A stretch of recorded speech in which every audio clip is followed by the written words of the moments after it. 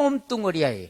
한 몸뚱아리라는 것은 무엇을 얘기하는 거냐 하면은 기업이 못 갚으면은 얘가 갚아야 된다. 야, 기업이 못 갚았으니까 출자자 또는 2차 납세 의무자가 기업의 것을 부담해야 된다. 연대 납세 한 통속이에요.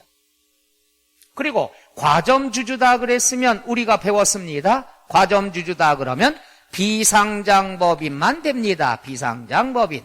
그 다음에 50% 초과 소유해야 됩니다. 여기까지가 기본이에요.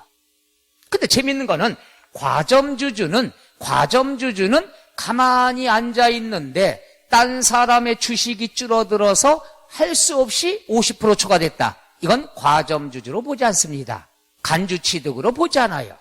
그럼 간주취득으로 보는 건 과점주주가 자기 능력으로 주식을 취득을 해서 50% 초과됐을 때만 과점주주예요.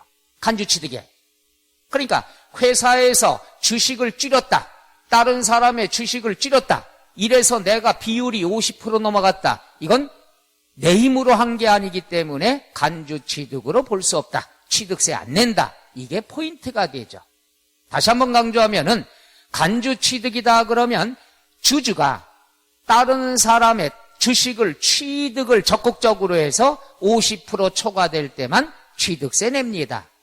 가만히 있는데 회사의 주식수가 줄어들었다. 회사의 주식수가 줄어드는 걸 자본의 감소, 감자라고 얘기합니다. 그러니까 가만히 있다가 나도 모르게 비율이 올라갔다. 이건 취득으로 보지 않는다. 두 번째, 연대납세 의무가 있다. 이것만 알아두시면 할 수 있죠. 자, 그럼 해볼게요. 취득세, 과점주주, 간주취득이 아닌 것 보죠. 포인트, 상장된 주식은 해당이 된다, 안 된다? 안 된다. 적용하지 아니한다. 그렇죠? 항상 비상장 주식만 됩니다.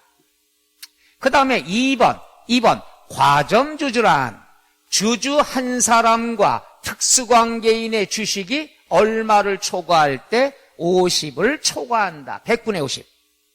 근데 최근에 시험에 여기 나왔죠. 딱 50%.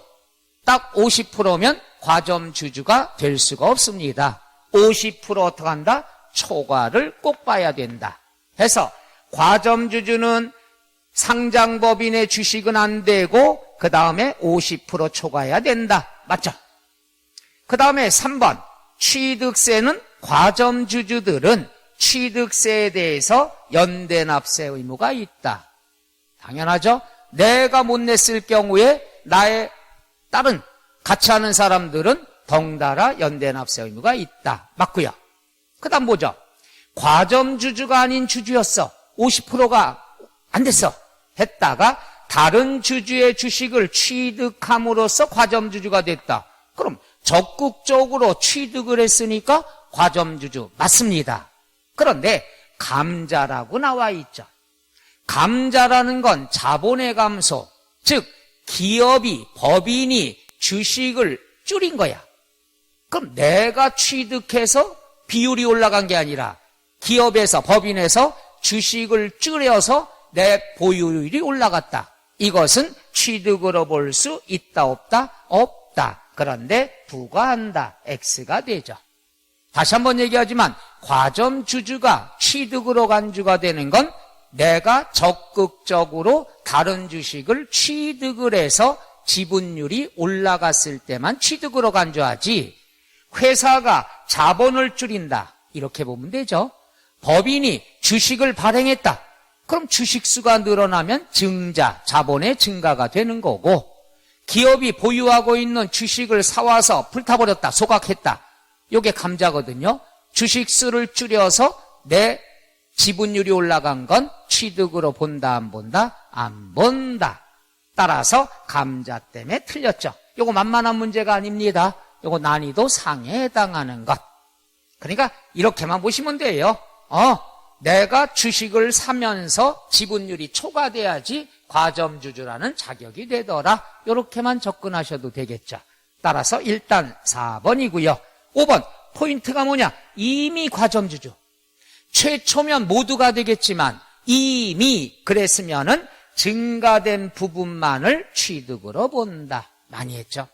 다시 한번 정리할게요. 설립 시 과점주주는 취득이 아니다.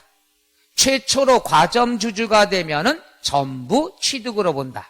이미 과점주주가 됐으면 증가분에 대해서, 다시 과점주주가 됐어도 증가분에 대해서 취득으로 간주한다. 그래서 간주 취득이 되겠죠. 그래서 과점주주에 관한 건 요즘 들어와서도 계속 얘는 뭐예요? 그렇죠. 관심들이 많기 때문에 시험에 최근 들어와서 여러 번 출제가 됐습니다. 지금까지 설명한 내용만 알면 과점주주는 계산 문제까지 다 할 수가 있다는 얘기죠. 그래서 과점주주 알아둬야 됩니다. 그 다음에 10번 과점주주의 계산 문제가 또 나왔네요. 보죠. 갑은 판매업을 영위하는 비상장법인, 그 다음에 주식회사 검단의 주식을 소유하고 있다. 법인의 자산 내역이 다음과 같을 때 5월 20일 취득세 과세표준 계산하라. 시험엔 두 가지가 나옵니다. 지분율을 물어볼 때가 있어요. 취득으로 보는 거 몇 퍼센트다. 그 다음 과세표준이다 그랬으면은 금액을 물어보는 거죠.